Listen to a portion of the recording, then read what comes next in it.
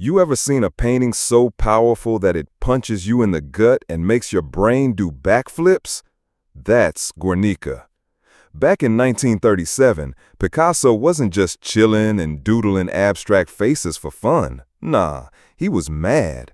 Spain was in the middle of a civil war, and a tiny town called Guernica got bombed. It was brutal, and innocent people died. Picasso saw that, and instead of just posting an angry rant, he created one of the most iconic anti-war paintings ever. Guernica is this massive black and white mural, and when you first see it, it's chaos. Screaming horses, broken bodies, wide eyes, a light bulb glaring down like an unblinking eye. Everything feels sharp and painful. But here's the crazy part.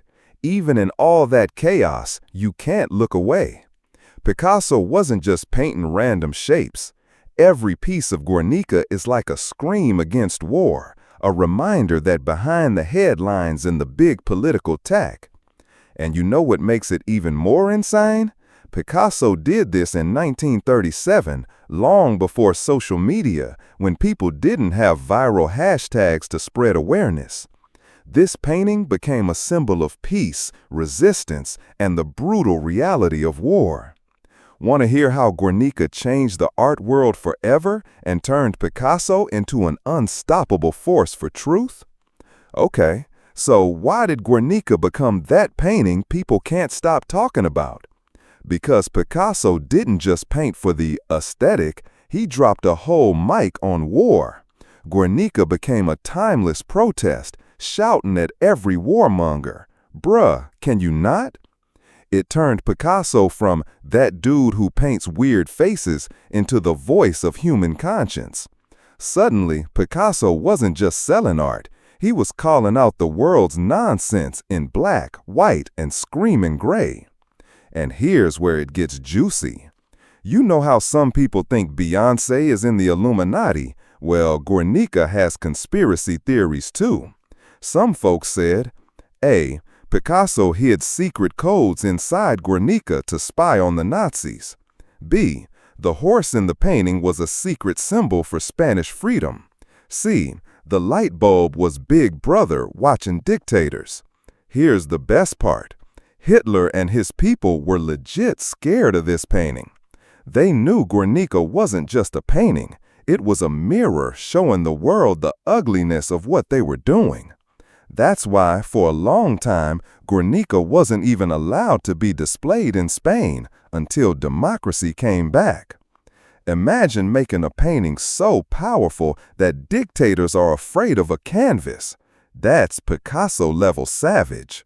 So, next time you see Guernica, remember, it's not just some messy black and white art.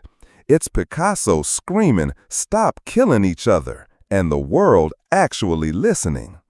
Did you know Picasso once roasted a Nazi officer so hard that the moment became art legend? Picture this. A Nazi officer walks into Picasso's studio in Paris, sees a photo of Guernica, and goes, "Did you do this?" And Picasso, without missing a beat, looks him dead in the eye and says, "No, you did." That's how fearless Picasso was.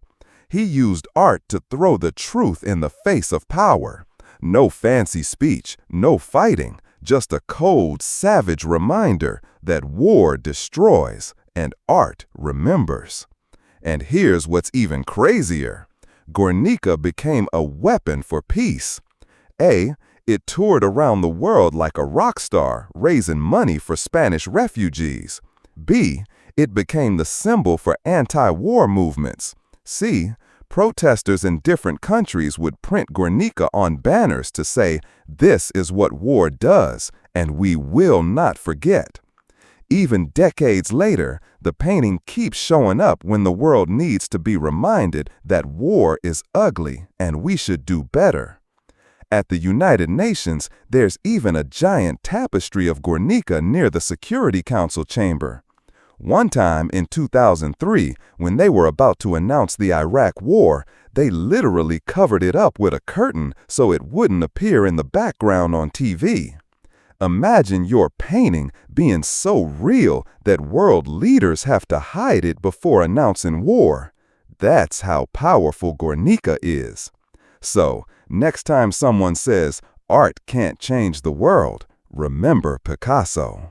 He didn't just create weird shapes and eyes on the same side of a face for fun.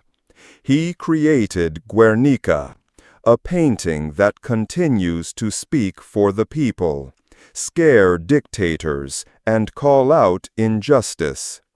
Why did the UN hide this painting before announcing war?